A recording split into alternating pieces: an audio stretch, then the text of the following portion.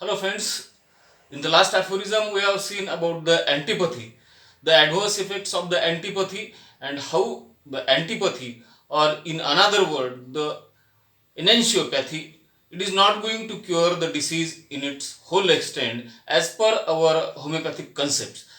So this pathy, it is not going to consider the law of similia, or it is not going to correct the internal derangement of the vital force, and because of this thing there is reappearance of the diseases which seems to be cured by that pathy to the patient.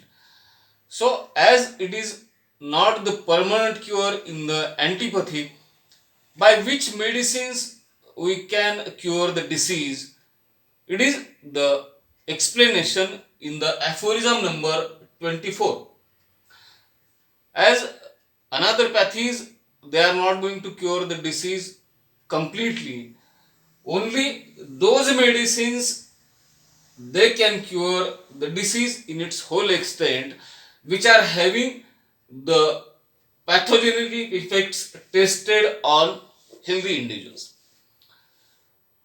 Means only those medicines which are having the capability to produce the pathogenic effects in the healthy human being, healthy individuals, those medicines can cure the disease in its whole extent.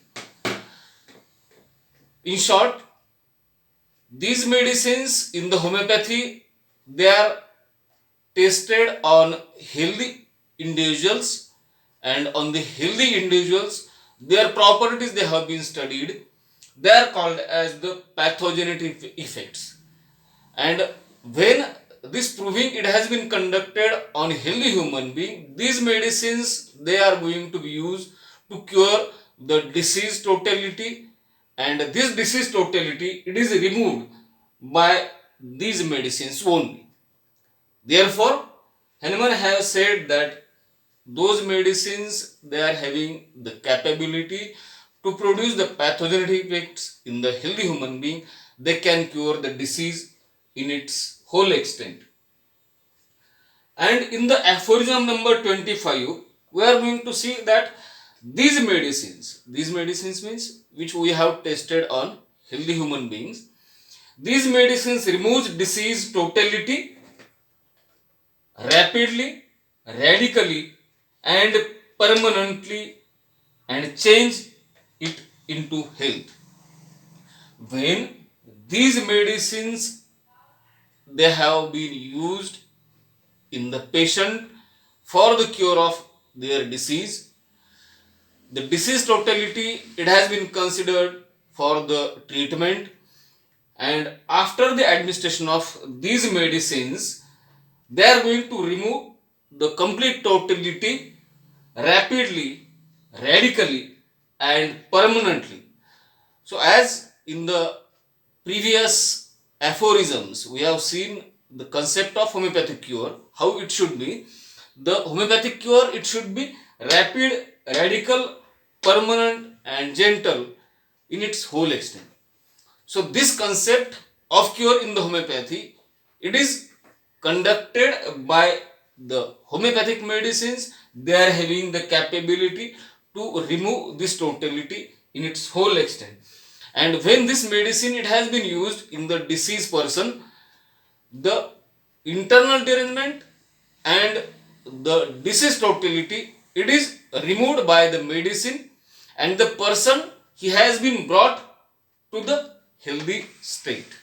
So that is the explanation in the aphorism number 24 and 25.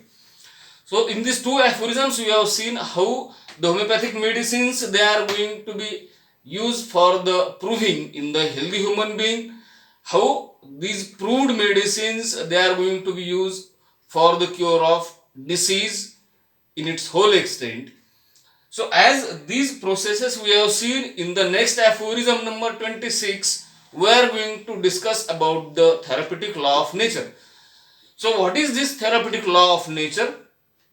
How these processes they have been used in the homeopathic science by using the nature's law.